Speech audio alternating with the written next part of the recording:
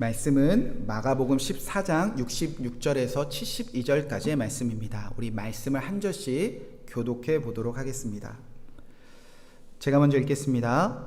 베드로는 아랫뜰에 있더니 대제사장의 여종 하나가 와서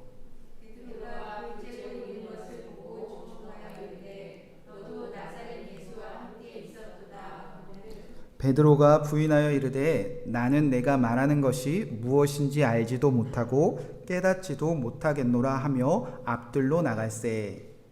여종이 그를 보고 곁에 서 있는 자들에게 다시 이르되 이 사람은 그 도당이라 하되 또 부인하더라. 조금 후에 곁에 서 있는 사람들이 다시 베드로에게 말하되 너도 갈릴리 사람이니 참으로 그 도당이니라.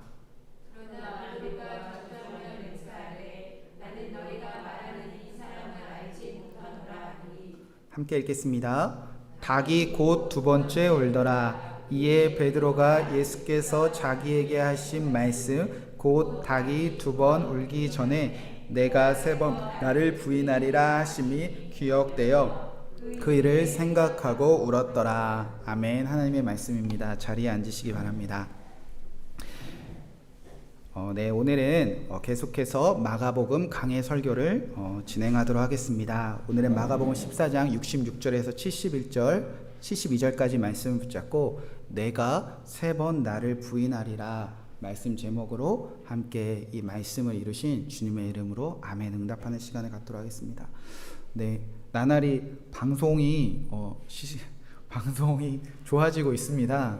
그러나 아주 열악한 장비를 가지고 우리가 방송을 해내기 때문에 우리가 실수가 많이 있습니다. 가정에서 이렇게 뭔가 실수가 있을 때마다 뒤에서는 우리 최영경 집사님이 난리가 나면서 뛰어다니고 계십니다. 우리 섬기시는 분들을 위해서 여러분들이 놓여 마시고 함께 기도해 주시고 또 힘내라고 응원해 주셨으면 감사하겠습니다. 오늘 말씀은 여러분이 잘 아는 예수님을 세 번 부인한 베드로의 이야기입니다. 예수님이 잡히시던 그날 밤 왜 베드로는 예수님을 부인했을까? 오늘 말씀을 통해서 우리도 왜 예수님을 부인하며 살아가는지, 또 그런 베드로를, 또 베드로와 별반 다르지 않는 우리를 예수님은 어떻게 회복시켜 나가셨는지 그 말씀을 오늘 말씀을 통해서 한번 살펴보고 같이 기도했으면 좋겠습니다. 그날 밤 사건은 이렇게 시작됩니다. 66절, 67절 말씀입니다. 베드로는 아랫뜰에 있더니 대제사장의 여종 하나가 와서 베드로가 불 쬐고 있는 것을 보고 주목하여 이르되 너도 나사렛 예수와 함께 있었도다 하거늘. 예수님이 사내들인 유대인들 공회에 붙잡히셨습니다. 예수님은 그날 모임에서 사형, 즉 죽음을 선고받으셨습니다. 그 모습을 베드로가 아랫뜰에서 지켜보고 있었습니다. 마치 예수님과 나는 아무 상관없습니다. 불을 쬐면서 마치 구경꾼처럼 예수님의 사형 선고를 바라보고 있었다는 것입니다. 그런 베드로를 구경하는 또 다른 사람이 있었다는 것입니다. 바로 대제사장의 여종이었습니다. 처음 베드로가 예수님을 부인하도록 시험했던 사람은 단 한 명뿐이었습니다. 그것도 남자가 아닌 여종이었다라고 성경이 말하고 있습니다. 그리고 신분은 종이었습니다. 그러니까 그 당시 사회적으로 약자였고 보잘것없는 한 사람이 베드로 앞에 섰다는 것입니다. 이는 성경이 사실 베드로는 두려워할 필요가 없었다라는 것으로 시작하고 있었다는 것입니다. 그럼에도 불구하고 전혀 두려워할 필요가 없었던 아주 작은 보잘것없는 한 여인의 그 한마디에 베드로는 두려움에 쌓여서 무너지기 시작했다는 것입니다. 한 여종이 베드로를 향하여 뭐라고 소리쳤습니까? 너도 나사렛 예수와 함께 있었도다. 그 한마디에 베드로가 무너지기 시작했다는 겁니다. 여러분, 마가복음서에는 이 함께라는 단어가 많이 등장합니다. 특별히 예수님이 누군가 함께 하셨다. 예수님께서 죄인 및 세리들과 함께 먹으셨다. 또는 내가 무리들을 불쌍하게 여기더라. 그들이 나와 함께 있은지 사흘이 지났으나 먹을 것이 없도다.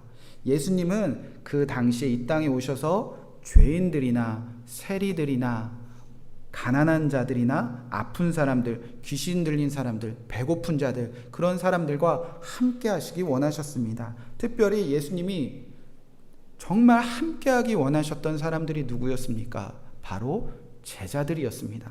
그래서 마가복음에서 예수님이 제자들을 부르신 이유를 이렇게 시작하고 있습니다. 마가복음 3장 13절에 이렇게 기록되어져 있습니다. 이에 12를 세우셨으니 이는 자기와 함께 있게 하시고 또 보내사 전도도 하며 귀신을 내쫓는 권능도 가지게 하려 하심이러라. 예수님이 제자들을 부르신 가장 큰 목적은 함께 하기 원하셨다는 것입니다. 여러분이 제자로 저가 예수님의 제자입니다 라는 것은 예수님이 여러분과 함께 하길 원한다, 그것에 동의되었다는 것을 의미입니다. 자, 제가 오랜 세월 함께 모여서 함께 교제하는 친한 목사님들 부부들이 있습니다. 1년에 한두 번씩 어린 자녀들과 함께 모여서 교제를 합니다. 다들 나이도 비슷하고 자녀의 나이도 비슷하니까 이제 모이면 이제 가정 이야기들 많이 합니다. 그래서 자녀를 키우는 게 아직 버겁고 힘들다 보니까 모이면 그렇게 남편 흉도 보고 또 아내 흉도 봅니다. 아내에 대한 불만도 털어놓고 목사님이 교회 나가서 기저귀 한번 안 갈아준다, 이런 막 불만들을 막 쏟아내기 시작합니다. 그렇게 누군가 자기 남편의 이야기나 자기 아내 이야기를 털어놓으면 시간이 지나면 지날수록 주변에서는 똑같은 이야기를 합니다. 똑같은 시선으로 쳐다봅니다. 바로 둘이 똑같네, 둘이 너무 닮았네, 둘이 하는 말도 똑같네, 이런 식으로 이제 목사님들과 사모님들이 한 가정에서 막 쏟아내기 시작합니다. 본인들은 한삼코 부정해요. 내가 어떻게 저 사람하고 닮았냐, 너무나 다르고 다르다. 그런데 세월이 점점 지나갈수록 서로 닮아가는 그 부부의 모습을 우리가 다 보고 다 인정하고 있다는 것입니다. 그리고 서로 깜짝 놀라곤 합니다. 어쩜 저 사람과 내가 이렇게 닮아갈까? 어쩜 저 사람은 내가 생각하는 말과 행동을 닮아갈까? 여러분도 결혼해 보신 분들은 알겠지만 부부가 왜 닮아가고 있습니까? 함께 살아가고 있기 때문이 아닙니까? 예수님도 마치 그런 심정으로 제자들과 함께 살기 원하셨던 것 같습니다. 그래야 함께 있어야 제자들이 예수님을 닮아가기 때문 아닙니까? 제자들이 예수님과 함께한 시간이 깊어지면 깊어질수록 예수님이 보시기에 세상 끝까지 보낼 수 있는 예수님 닮은 사람 되어진다는 것입니다. 예수님과 함께 할수록 예수님처럼 세상에 나가 복음도 전하고 세상에 나가 귀신도 쫓는 권능을 가진 예수님을 닮아가기 때문에 예수님은 그들을 부르시고 함께 있자라고 말씀하셨다는 것입니다. 그래서 부름받은 그 제자들은 예수님과 함께 하면서 많은 은혜를 누렸습니다. 그래서 그들도 실제로 예수님을 닮아가는 성품들이 드러나고 때로는 귀신도 쫓고 때로는 전도도 하며 예수님 안에 닮아가는 그 수많은 기적들과 은혜를 누렸습니다. 그 모든 은혜는 예수님과 제자들이 함께 있었기 때문이었다는 것입니다. 그 모습을 한 요정이 언제 어디선가 보았다는 겁니다. 아, 저 베드로 예수님과 함께 있었지. 아, 저 베드로 예수님과 함께 살았었지. 아, 저 베드로 예수님과 함께 걸어 다녔었지. 그 모습을 이 여정이 보았다는 것입니다. 그리고 나서 그 모습을 보고 베드로에게 와서 소리쳤습니다. 너도 나사렛 예수와 함께 있었도다.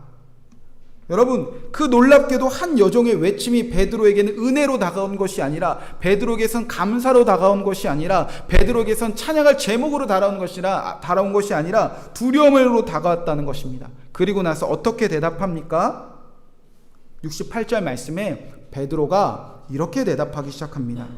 베드로가 부인하여 이르되 나는 내가 말하는 것이 무엇인지 알지도 못하고 깨닫지도 못하겠다 하며 그곳에서 앞들로 나갔다는 것입니다. 여러분, 예수님은 베드로를 부인했습니다. 부인했다라는 것은 두 가지 의미가 담겨 있는 것 같습니다. 먼저는 진짜인가 가짜인가, 그런 거짓인가 라는 것을 판별하는 의미에서 지난 날의 모든 것이 다 거짓이었다 라는 의미를 가지고 있습니다. 또 한 가지는 누군가의 대상과 나는 이제 앞으로 상관없다, 그런 단절과 거부하는 의미에서 부인입니다. 예를 들어서 제가 어젯밤에 이 두 딸을 재우는데 저희 이제 둘째 딸이 뜬금없이 저에게 이런 질문을 했습니다. 아빠는 엄마 말고 다른 사람 사랑해 본 적 없어? 이렇게 진짜 묻더라고요. 그래서 제가 부인했습니다. 응, 아빠는 엄마밖에 없어. 이게 어떤 뜻이죠? 아주 강력한 부인입니다. 지난날의 사랑이 다 거짓이었고, 저희 아내가 아닌 누군가와, 그리고 앞으로도 이 엄마 외에는 누군가 다 단절한다, 거부한다, 이런 부인 아닙니까? 수민이가 다 듣더니 저를 불쌍하게 쳐다보더니요, 엄마는 아니던데, 그래서 혼자 잠이 들더라고요. 여러분, 지금 베드로는 이런 부인을 하고 있는 겁니다. 이 나사렛 예수와 함께 있었다라는 여종의 말에 베드로가 부인했다는 것은 그런 의미입니다. 과거에 예수님과 함께 있었던 그 모든 시간들, 네가 본 그 모든 날들, 그 여종이 본 모든 날들 다 거짓말이야. 나는 예수님과 함께 있었던 적이 없어. 그렇게 과거를 부인하는 그런 대답이고요. 또 한 가지는 나는 저 사형당한 예수님과 앞으로 함께 할 일이 없다, 함께 살 일이 없다. 그분과의 단절, 그분과의 거부, 그런 것을 뜻한다는 거죠. 그러니까 과거와 현재와 미래, 이 사람과 했던 모든 시간들은 나는 다 끝이다. 베드로에게는 예수님과 함께 했던 과거와 다가온 모든 날들을 다 단절하고 거짓이었다고 하는 부인을 해냈다는 것입니다. 우리가 고민해 볼 것은 왜 베드로는 예수님과 함께 했었던 지난 날들을 부인하고 앞으로도 예수님과 함께 할 날들을 끊어내고자 했을까? 자, 오늘 말씀에 기록되어져 있지는 않지만 이 마가복음 안에서 예수님과 베드로가 나눈 대화들을 보면 그 이유가 이미 예수님은 말씀해 주셨습니다. 먼저 마가복음 8장에 드러납니다. 마가복음 8장은 어느 때입니까? 드디어 예수님이 갈릴리를 중심으로 수많은 기적들을 베푸시고 그가 그리스도인임을 드러내신 후에 이제 왕이 되기 위한 그 마음으로 예루살렘을 향하여 걸어가는 그 첫 시작이 마가복음 8장입니다. 그때 예수님께서는 바로 예루살렘으로 올라가신 것이 아니라 이스라엘의 가장 꼭대기에 있는 빌립보 가이사야라는 곳으로 향하셨습니다. 그 빌립보 가이사야는 우리가 배웠던 대로 어떤 곳이었습니까? 로마 황제의 그런 심장과 같은 도시였습니다. 이스라엘을 지배하는 그 로마의 그 나라의 상징적인 도시였습니다. 가장 물이 많고 가장 발전한 도시, 그 도시를 로마가 빼앗아 그곳에 로마 황제의 신전을 세우는 아주 화려한 도시였습니다. 그 땅을 빼앗아 로마를 숭배하는 신전이 세워진 그곳에 자기가 따르는 왕이 그곳을 향하기 시작할 때 제자들의 가슴은 두근두근 거리기 시작했다는 것입니다. 아, 이제 드디어 우리 왕이 큰일 내려고 하시는구나. 이제 우리 왕이 사고 치시려고 하는구나. 드디어 우리 왕이 이 나라 뒤집어 엎고 이 땅에 하나님의 나라, 우리나라 다시 세워주시겠구나. 그런 기대감이 가득했다는 것입니다. 이제 이 왕만 쫓아가면, 이 왕과 함께하기만 하면, 이 왕과 함께 걸어가기 시작하면 우리도 왕의 신하가 되어 누군가는 오른편에, 누군가는 좌편에 가장 높은 곳에 앉아서 우리도 한 자리씩 차지하겠구나. 우리도 무언가 저 왕을 통해서 많은 것을 얻을 수 있겠구나. 그렇게 예수님과 함께하면 무언가 자기들에게 주어질 그 수많은 얻을 것들 때문에 제자들은 흥분되며 기뻐서 콧노래를 부르며 떠나갔던 그 시작이 마가복음 8장입니다. 자, 그때 예수님께서 제자들의 마음을 아셨는지 돌아서셔서 물으십니다. 너희는 나를 누구라 하느냐? 그래서 베드로가 신이 나서 대답합니다. 예수님, 사람들은 아직 잘 모르는 것 같아요. 사람들은 누군가는 예수님을 세례 요한이라고 하고요, 누구는 엘리야라고 하고요, 누구는 선지자라고 해요. 사람들은 왜 이렇게 모르는지 모르겠어요. 저는 압니다. 예수님은, 당신은 그리스도 왕입니다 라는 고백을 했다는 겁니다. 여러분, 베드로가 들떠서 왕인 것을 막 고백했습니다. 그런데 예수님은 돌아서셔서 베드로에게 사탄아 물러나라 하면서 소리치시며 분노하시지 않으셨습니까? 이유가 무엇입니까? 예수님이 제자들과 함께 이 길을 걸어가는 목적과 제자들이 예수님을 졸졸 따라가는 목적이 너무나도 달랐기 때문입니다. 그래서 예수님이 그런 목적을 가지고 예수님을 따라오는 제자들에게 이제 무엇을 부인해야 되는지 이제 설명하시기 시작하는데, 그 말씀이 마가복음 8장 34절에서 37절의 말씀입니다. 이 말씀을 화면을 보시고 제가 읽어드리도록 하겠습니다. 34절부터 무리와 제자들을 불러 이르시되 누구든지 나를 따라오려거든 누구를 부인하고 자기를 부인하고 자기 십자가를 지고 나를 따를 것이니라. 누구든지 자기 목숨을 구원하고자 하면 잃을 것이요 누구든지 나와 복음을 위하여 자기 목숨을 잃으면 구원하리라. 사람이 만일 온 천하를 얻고도 자기 목숨을 잃으면 무엇이 유익하리요? 사람이 무엇을 주고 자기 목숨과 바꾸겠느냐? 예수님께서 이 말씀을 왜 하셨겠습니까? 지금 예수님과 함께 하기 원하는 제자들의 마음에, 예수님을 따라가는 제자들의 마음에, 예수님과 함께 길을 걸어가는 그 마음에 제자들은 지금 어떤 목적이 있었다는 거죠? 예수님 따라가면 온 천하를 내가 얻을 수 있겠구나.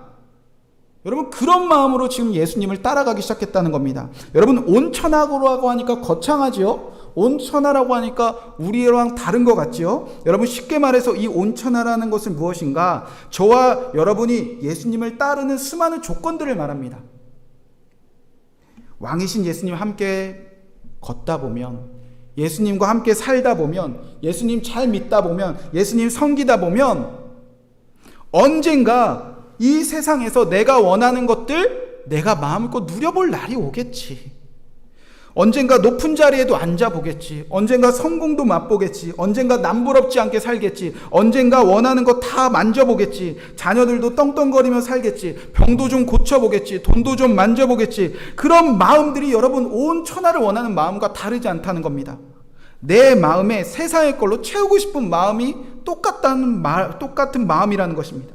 그렇게 제자들은 왕이신 예수님과 함께하는 시간들을 통해서 오로지 온 천하의 모든 것을 내 것으로 이것도 찾고 싶고 이것도 갖고 싶고 이것도 해결하고 싶고 이것도 이루고 싶고, 그런 조건들이 제자들한테 너무나 많았다는 겁니다. 그런데 왕이 그거 빼앗아서 내게 줄 기대감으로 콧노래를 부르며 쫓아갔다는 것입니다.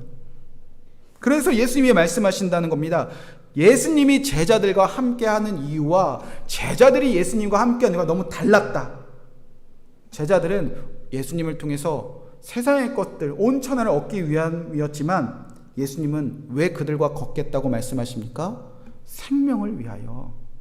그래서 말씀하십니다. 제자들아, 너희가 온 천하를 얻고도 너희 목숨을 잃으면 무엇이 유익하리요?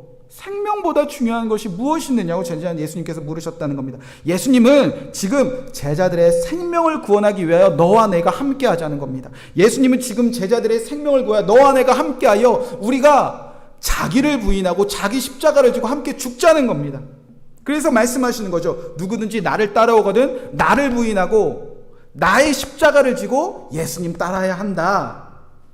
이 말씀이 뭐죠? 제자들 안에 예수님 관심 없고 생명 관심 없고 복음 관심 없는 이런 그런 마음 가지고 예수님 따라서 무언가 채우고 싶은 그런 나를 부인하고 나의 생명을 구하기 원하신 예수님과 그 복을 위하여 끝까지 걸어 나가는 사람들이 승리한다는 그런 예수님의 말씀이었다는 겁니다.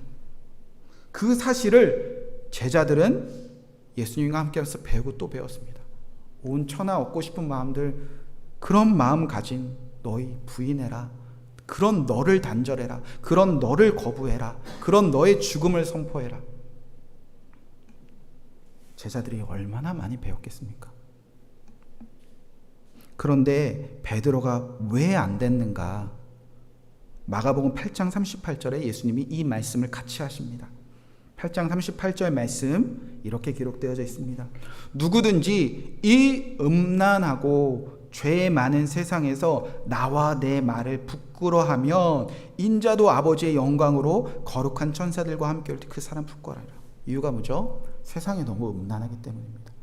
세상에 죄가 너무나 많기 때문입니다. 여러분, 성경이 말하는 음란이 무엇인가? 하나님을 버리고 다른 우상을 섬기는 것입니다. 성경이 말하는 죄가 무엇입니까? 하나님을 버리고 내가 하나님 되는 것이 죄입니다. 왜 세상 사람들이, 왜 제자들조차 하나님을 버리고 우상을 섬깁니까? 왜 하나님을 버리고 내가 하나님 되어 내가 주인 되어 살아갑니까? 생명, 구원, 복음 어느새 관심 없고 내 안에 세상에 온 천하의 것들 채워놓고 싶은 마음 때문 아닙니까? 우상을 섬겨서라도, 내가 하나님 되어서라도, 그런 마음 가지고 하나님 따라서라도 이 세상 살 동안 세상의 것들로 가득 채우고 싶은 마음이 우리 안에도 여전히 있다는 것입니다. 그리고 그런 세상이 오늘 한 여종처럼 저와 여러분을 끝까지 조롱한다는 겁니다. 너도 나사렛 예수와 함께 있지 않았느냐? 세상은 오늘도 여러분에게 이런 질문 가지고 조롱한다는 겁니다. 너도 예수님과 함께 있었잖아. 너도 예수님 믿었잖아. 너도 예수님과 같은 길을 걸었잖아. 그럼 너도 예수님처럼 죽어봐. 이렇게 놀린다는 겁니다. 너가 믿는 예수도 저렇게 자기를 부인하고 자기 십자가로 죽었잖아. 너도 그렇게 한번 할 수 있겠니? 라고 묻는다는 겁니다. 예수님 믿어도 아무것도 변하지 않았잖아. 음란하고 죄 많은 세상에서 우리는 이렇게 떵떵거리고 잘 사는데 너도 예수님 따른다면 너도 예수님처럼 온 천하를 얻고자 하는 너도 한번 죽어봐. 그렇게 놀린다는 겁니다. 그런 세상의 손가락질에, 그런 세상의 조롱에 우리가 나의 죽음을 선포하는 것이 아니라, 자기를 부인하는 것이 아니라 예수님을 부끄러워하고 예수님을 부인하는 그런 시험이 저와 여러분에게 끊임없이 펼쳐온다는 것입니다. 세상의 손가락질에 우리 안에 어느새 우리도 다시 음란해지고 우리도 다시 죄가 끌어올라서 다시 온 천하를 얻고자 예수님을 부끄러워하고 예수님의 주님을 부끄러워하고 나 살고자 도망하는 우리의 심령과 우리의 마음들이 너무나 가득하다는 겁니다. 그래서 마가복음 14장 30절, 이 사건 전에 예수님이 이렇게 말씀하셨습니다. 예수께서 이르시되 내가 진실로 내게 이르노니 오늘 이 밤 닭이 2번 울기 전에 내가 3번 나를 부인하리라. 어떤 말씀이죠? 베드로야, 너는 영원한 생명을 얻기 위해서 나를 따라가야 해. 그러기 위해서는 너를 부인해야 돼. 그러기 위해서는 너가 십자가에서 나처럼 죽어야 돼. 그런데 너는 나를 부인하는 것이 아니라 십자가에 달린 예수 부인할 거야. 예수님 부끄러워할 거야. 예수님과 함께했던 모든 시간들 거짓이었고 예수님과 앞으로 함께할 날들 나는 살기 싫다 할 거야. 너는 나와 단절할 거야. 세상의 조롱 앞에. 그러자 베드로는 아주 재신 있게 대답하죠. 내가 주와 함께 죽을지언정 주인이 부인하지 않겠습니다. 모든 제자도 이와 같이 말했다는 겁니다. 어떤 뜻이죠? 온 천하를 얻고자 예수님을 따랐던 내가 죽을지언정 나는 예수님과 끝까지 함께 하겠습니다. 죽어도 예수님을 부인하지 않겠던 베드로에게 한 사람이 와서 조롱했다는 겁니다. 그리고 그 한 사람이 여러 명이 되고 모든 사람이 조롱하기 시작합니다. 첫 번째는 한 요정이 너도 예수님과 함께 있었잖아. 두 번째는 한 요정의 곁에 있던 사들도 다시 이르되 너 예수님과 함께 있었던 도당들이잖아. 세 번째, 이제는 몇몇 사람들이야, 모든 사람들이야, 너도 갈릴리 사람이려니 너도 예수님과 함께 저기 죽어야 될 사람이잖아 라고 조롱하니까 온 천하를 얻고자 하고 음란하고 죄 많은 세상이 조롱하니까 베드로가 자기를 부인한 것이 아니라 예수님 부인하고 그 자리를 도망쳤다는 것입니다. 세상은 그렇게 우리를 조롱합니다. 예수님 믿으면, 예수님 따르면, 예수님 함께하는 너도 오늘 죽어야 하는 것 아닌가? 그리고 영원한 생명 얻어야 하는 것 아닌가? 그렇게 조롱한다는 것입니다. 그 순간 베드로가 예수님을 부인했다는 것은 오늘 죽기 싫었다는 겁니다. 온 천하를 사모하고 온 천하를 얻고 싶은 나의 죽음을 선포할 수 없었다는 것입니다. 오늘 예수님처럼 저렇게 살다 저렇게 죽고 싶어 죽는 꼴 당하기 싫다는 겁니다. 여전히 온 천하를 얻고 싶어하는 마음뿐인 나, 여전히 수많은 것을 채우고 싶은 나, 그런 너가 예수님과 함께 죽을 수 있냐는 질문에 그렇게 싫다는 겁니다.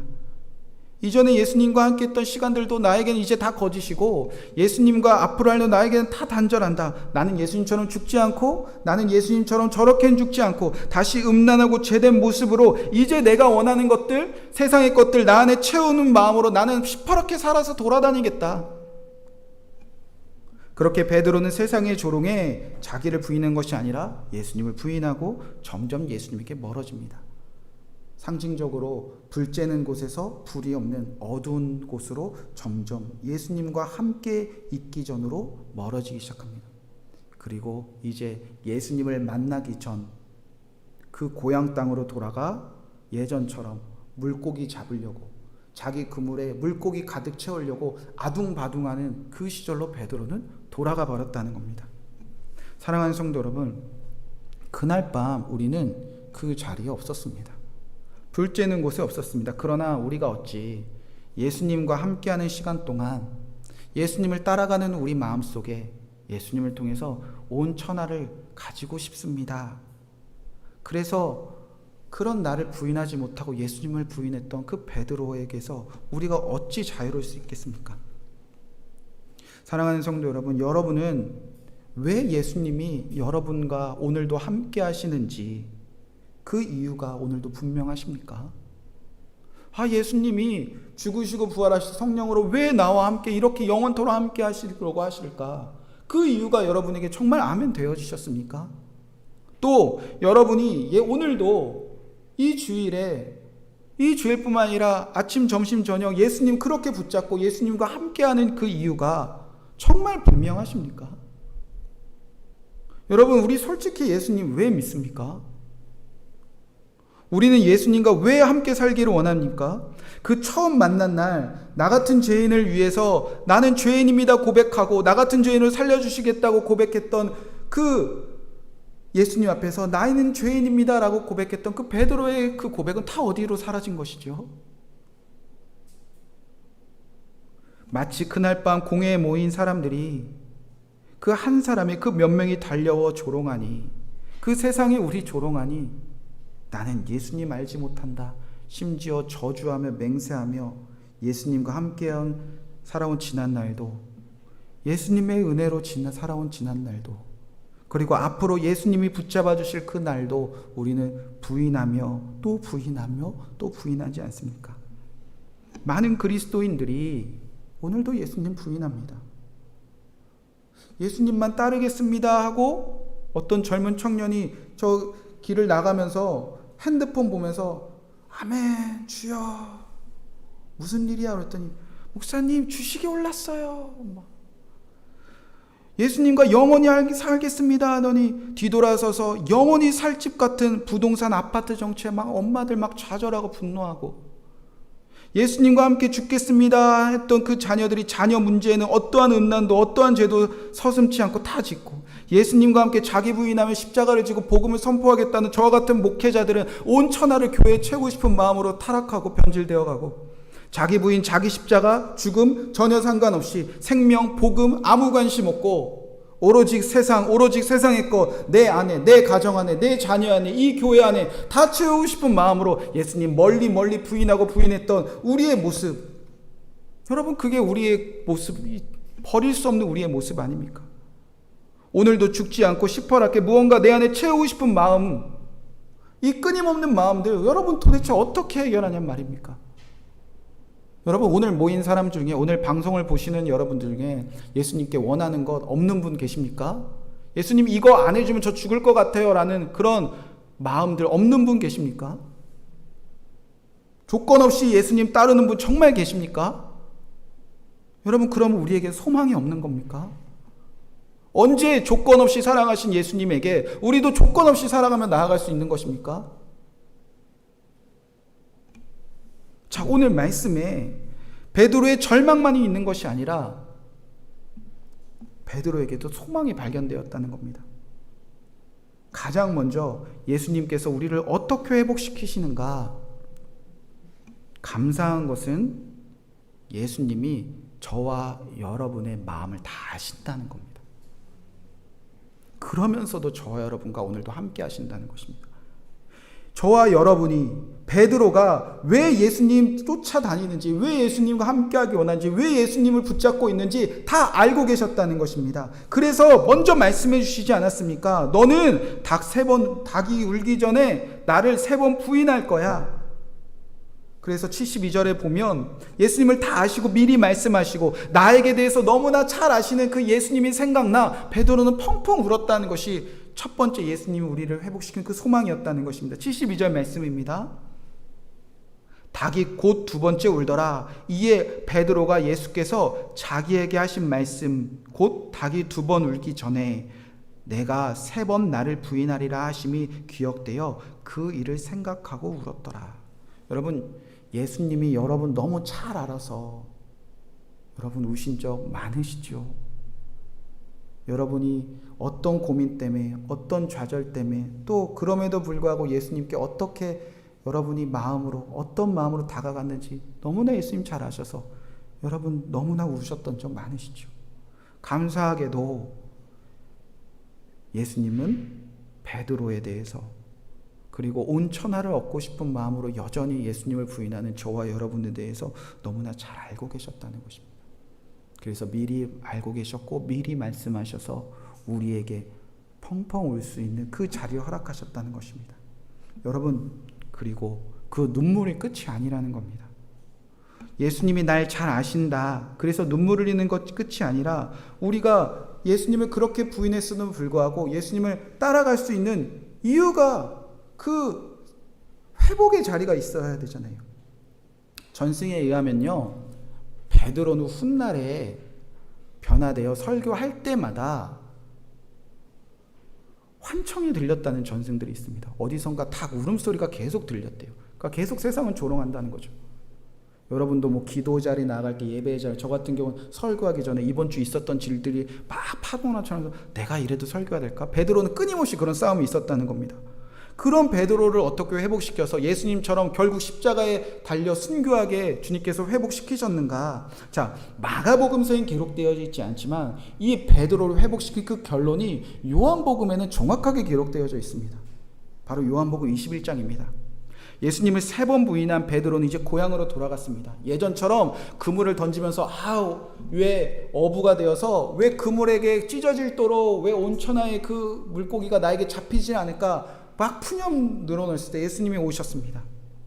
그리고 나서 예수님께서는 그 그물에 물고기를 가득 채워주셨습니다. 그러면서 이제 베드로에게 생선을 구워주시면서 물어보십니다. 뭐라고 물어보십니까? 내가 나를 사랑하느냐? 베드로가 3번 부인했듯이 예수님은 몇 번 물어보셨습니까? 3번 물어보셨습니다. 자, 첫 번째 물으셨습니다. 내가 나를 사랑하시냐? 베드로는 막 기억상실증이 있는 것 같아요. 아주 이때도 당당하게 내가 주님 사랑하시는 줄 주님 아십니다. 예수님이 그럼 내 양을 먹여라. 2번째 다시 또 물으십니다. 무언가 성에 차지 않으셨는지 예수님이 내가 나를 사랑하느냐? 베드로는 이번에도 당당하게 내가 주님 사랑하는 줄 주님이 아십니다. 예수님이 대답하십니다. 그럼 내 어린 양을 치라. 예수님이 또 무언가 더 필요하셨는지 또 물으십니다. 내가 나를 사랑하느냐? 여러분, 같은 질문인데도 이 질문에는 베드로의 마음이 심히 요동치기 시작합니다. 그래서 베드로가 근심하기 시작했다 기록되어져 있습니다. 왜 근심하고 어떻게 대답했을까? 요한복음 21장 17절 말씀 우리 화면을 보시면서 다 함께 한번 읽어보겠습니다. 자, 시작. 3번째 이르시되 요한의 아들 시몬아 내가 나를 사랑하시냐 하시니 주께서 3번째 내가 나를 사랑하느냐 하심으로 베드로가 근심하여 이르되 주님 모든 것을 아시오매 내가 주님을 사랑하시는 줄을 주님께서 아시나이다. 예수께서 이르시되 내 양을 먹이라. 여러분, 비슷한 대답 같지만 베드로가 이번엔 근심합니다. 3번째 질문에는 근심하며 대답했다는 것입니다. 왜 예수님이 첫 번째, 두 번째 물렀을 때 당당했던 베드로가 3번째는 근심하며 주님 다 아십니다. 그리고 나서 사랑한다고 고백했을까? 여러분, 이 성경의 원어를 보면요, 첫 번째 사랑과 두 번째 사랑과 세 번째 사랑은 다른 단어를 쓰고 있습니다. 첫 번째 주님께서 베드로야 내가 나를 사랑하느냐 물으실 때는요, 아가페오라고 부르세요. 아가페의 사랑을 물으셨다는 겁니다. 그럼 아가페의 사랑이 무엇이죠? 아무 조건 없는 사랑입니다. 나는 너를 아무 조건 없이 사랑하는데 베드로야 너는 나를 조건 없이 사랑하느냐? 여러분, 베드로는 온 천하를 얻고 싶은 그 조건 때문에 버렸음에도 불구하고 뻔뻔하게도 저도 아가페 사랑합니다. 아, 정말 그래? 베드로야 내가 너를 아가페 사랑하는데 너도 나를 아가페 사랑하냐? 두 번째 물으실 때도 뻔뻔하게 저는 아가페 사랑합니다. 그런데 마지막 세 번째 물으셨을 때는 여러분 다른 사랑을 물으십니다. 어떤 사랑을 물으시냐? 원어로는 필레오라고 물으십니다. 필리아의 사랑을 물으셨다는 겁니다. 이 필레오의 사랑을 물으신 무엇이냐면 조건이 있는 사랑입니다. 무조건적인 사랑이 아니라 주고받는 게 있어야 돼요. 그래서 친구 관계를 말합니다. 여러분 아무나 친구 맺지 않잖아요. 뭔가 아하면 어하고 주고받고 뭐 이런 게 있어야 친구가 되지 않습니까? 그러니까 예수님이 세 번째 물을 때는 너 어떤 조건을 원해서라도 나를 사랑할 수 있겠느냐? 너 뭘 원해서라도 나 사랑할 수 있겠느냐? 너 온 천하를 갖고 싶은 마음이라도 나 사랑해 줄 수 있겠느냐? 여러분 그런 질문입니다. 물론 율법의 첫 계명은 하나님을 사랑하고 이웃을 사랑하는 겁니다. 그때는 아가페오 사랑을 말씀하십니다. 그러나 지금은 베드로는 아가페 사랑할 수 없는 그런 철저한 무너짐이었습니다. 그런데 베드로가 아무 조건 없는 사랑을 받았음에도 불구하고 온 천하를 받고 싶으면 예수님 철저하게 버리지 않습니까? 근데 예수님은 찾아오셔서 베드로야 괜찮다라고 말씀하시는 거예요. 놀랍게도 이 베드로에게 아가페오가 아니라 필레오의 사랑이라도 괜찮다고 하셨는데 이 필레오의 사랑은 마가복음에 딱 한 번 기록되어져 있습니다. 예수님이 베드로에게 필레오라도 괜찮다, 넌 이렇게라도 나 따라도 괜찮다라는 딱 한 번의 사랑이 언제 어디에 기록되어져 있느냐? 마가복음 14장 44절에 기록되어져 있습니다. 그 말씀을 우리 다 함께 한번 읽어보도록 하겠습니다. 없나요? 네, 그럼 마가복음 14장 44절 말씀을 제가 한번 읽어드리도록 하겠습니다. 베드로에게 이래도 괜찮다는 거예요. 예수를 파는 자가 이미 그들과 군호를 짜 이르되 내가 입맞추는 자가 그이니 그를 단단히 끌어가라 하였느니라. 여러분 이거 누가 한 말입니까? 가룟 유다가 한 말이잖아요. 가룟 유다가 예수님 팔아넘길 때 어떤 조건 때문에 얹혀나 얻고 싶을 때 그 유대인들 다 불러놓고 한 말이잖아요. 그런데 여기서 내가 입맞추는 자, 여기서 입맞추는 이 필레오입니다. 딱 한 번 쓰였어요. 그러니까 놀랍게도 유다가 한 고백을 베드로에게도 적용하셨다는 겁니다. 유다처럼 은 30냥에 어떤 조건을 가지고 나를 팔아먹는 입맞춤이더라도 베드로와 여기 있지 말고 나와 다시 함께 하자. 여러분 이게 정말 조건 없는 완전한 사랑 아닙니까? 여전히 음란하고 죄가 많아 온 천하를 갖고 싶은 베드로, 예수님과 함께 했던 이유가 여전히 온 천하를 갖고 싶은 마음으로 예수님을 버리고 갔던 베드로, 예수님이 나를 구원하는 죽음 앞에 나는 예수님처럼 죽기 싫다, 나는 잘 살고 싶다라는 마음으로 도망쳤던 베드로, 자기를 부인하는 것이 아니라 예수님 부인하고 저 모양 저 꼴로 십자가에서 살기 싫다라고 도망친 베드로, 예수님 믿다가 세상에 조롱해 너 예수님과 함께 있지 않았느냐, 난 예수님과 앞으로 평생 함께 함지 않을 거다라고 도망쳤던 베드로, 그렇게 예수님과 점점 멀리 예수님과 영원히 함께하지 않겠다고 도망갔던 그 베드로에게 예수님이 찾아오셔서 말씀하셨다는 것입니다. 베드로야, 필레오의 사랑으로라도 괜찮다. 베드로야, 어떤 조건 때문에 나를 따라도 괜찮다. 마치 유다처럼 나를 팔아 넘겨 죽이는 마음으로라도 나를 따라도 괜찮다. 그래도 다시 나와 함께 살지 않겠느냐? 그래도 다시 나와 함께 걷지 않을 수 있겠느냐? 이 예수님의 사랑에 베드로가 어찌 근심하지 않을 수 있겠습니까? 베드로가 어찌 주님은 모든 것을 다 아시는군요, 라고 말하지 않겠습니까? 지금 예수님이 다시 찾아오는 이 순간에도 예수님께 수많은 것들 바라는 이 베드로의 마음, 여전히 물고기의 그물을 가득 채운 것을 기뻐하는 이 나에 대해서 너무나 잘 아시는 그 예수님에 대해서 어찌 근심하지 않으실 수 있겠습니까? 그래서 베드로가 고백합니다. 예수님, 필레오라도 예수님 사랑하겠습니다. 어떤 조건 때문이라도 예수님 따르겠습니다. 이 필레오의 사랑으로라도 예수님 원하신다면, 그렇게라도 기회 주신다면, 그렇게라도 나에게 찾아오셨다면 저는 어떤 조건을 내고서라도 영원히 주님과 다시 한번 살아보겠습니다. 여러분, 그렇게 베드로를 회복시켰다는 것입니다. 그렇게 베드로를 다시 시작하셨다는 것입니다. 여러분, 세상에 어떤 부모가 자녀에게 아가페어의 사랑을 강요합니까?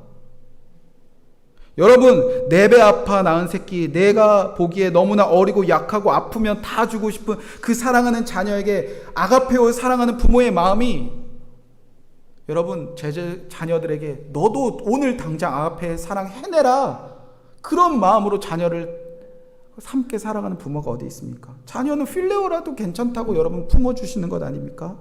자녀들이 너무나 달라요. 엄마가 이거 해주면 아빠가 이거 해주면, 아빠가 이거 안 해주면 삐지고 다치고 상하고 도망가는 그 자녀들에게 여러분 아가페의 사랑을 강요하는 부분은 없다는 것입니다.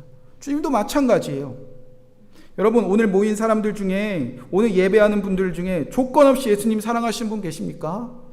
예수님을 믿는 진짜 이유가 다른 꿍꿍이 없는 분 한 분이라도 계십니까? 여러분, 내 생명 구원하는 것 말고 이것 좀 해결해 줘야 내가 살겠는데 그런 마음으로 예수님 쫓는 분 여기 없는 분 계십니까? 예수님은 그래도 어떻다는 거죠? 괜찮다는 거예요. 그래도 예수님은 여러분 떠나지 않겠다는 거예요.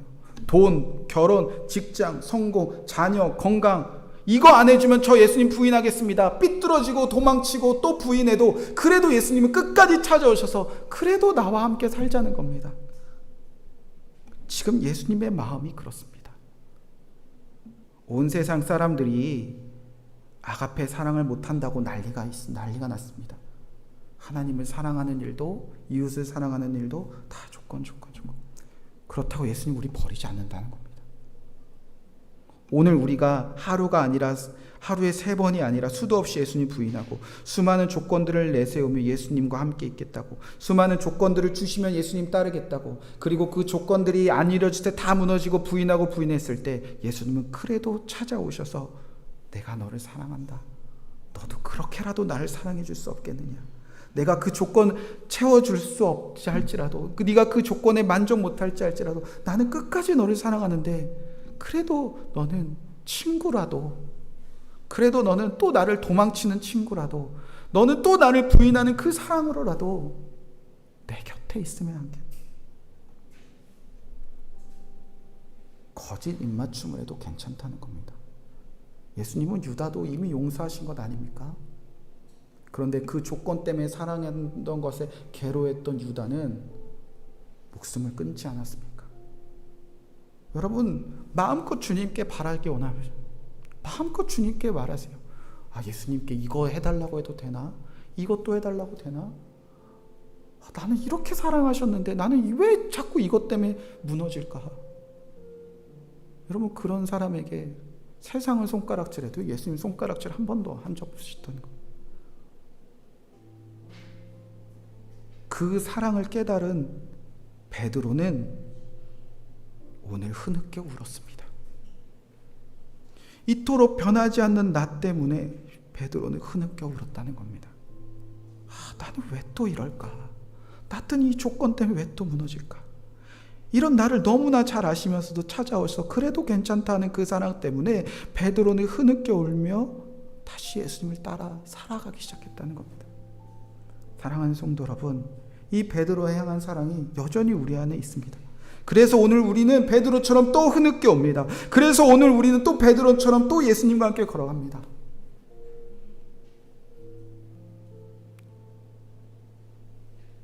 예수님은 여러분을 반드시 회복시키실 분이십니다.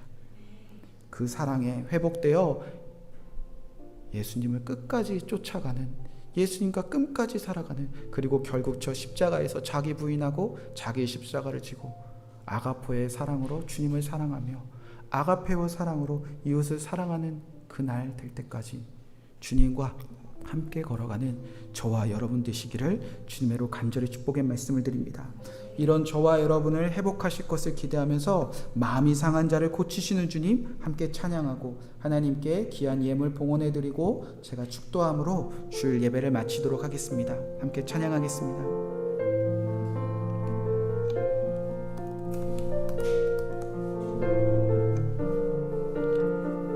함께 고백합시다. 마음이 상한 자를 고치시는 주님, 마음이 상한 자를 고치시는 주님, 하늘의 아버지 날 주관하소서. 주의 길로 인도하사 자유케 하소서. 새를 행하사 새 일을 행하사 분케 성령으로 채우사 성령으로 채우사 주보게 하소서. 주의 임재 속에 은혜 알게 하소서. 주의 임재 속에 은혜 알게 하소서. 주 뜻대로 살아가리. 세상 끝날까지 나를 빚으시고 새날 열어주소서. 의에 줄이고 목이 마르니 성령의 기름 부으소서. 의에 줄이고 목이 마르니 내 산을 채워 주소서. 그렇습니다. 주님, 우리 때때로 마음이 상할 때가 있습니다. 예수님을 따르는 이유가 온 천하를 얻고 싶은 마음으로 따랐는데 아무것도 이루어진 것 같지 않아서, 아무것도 채우지 못한 것 같아서, 세상의 음란함과 세상의 죄를 가진 그 수많은 세상이 우리를 조롱할 때 내 마음이 무너지고 또 무너질 때가 있습니다. 예수님과 함께 했던 지난 날이 무슨 소용이 있는지, 예수님과 앞으로 함께 살아갈 날이 무슨 의미가 있을지, 그 날들을 부인하고 단절하고 거절했던 우리의 마음 상한 부분들이 있습니다. 주님, 이런 마음을 성령으로 채워주실 것을 믿습니다.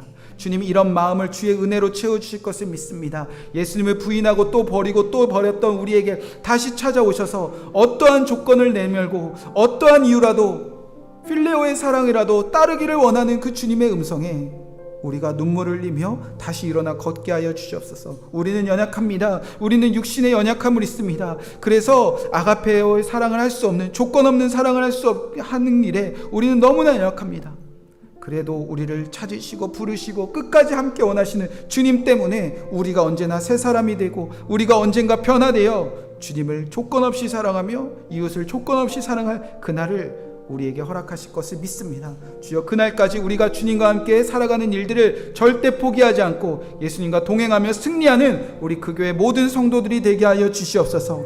그 마음 가지고 우리 조건 없이 주님께 예물을 드립니다. 누군가는 너무나 힘들고 어려워서 이 환경들이 해결되기 원하는 마음으로, 누군가는 조건으로라도 주님께 예물 올려드렸습니다. 그 마음, 그 손길, 그 심정 다 아시는 주님께서 다 받으시고 다 축복으로, 다 은혜로 덮어주실 것을 믿습니다. 우리 그 교회 성도들의 마음을 받아주셔서 아버지, 주님의 사랑이 우리 안에, 그리고 우리에게 주신 사랑이 모든 사람들에게 흘러넘쳐 주님이 말씀하신 대로 내 양을 먹이고 내 양을 치는 우리 모든 그 교회 성도들이 되게 하여 주시옵소서.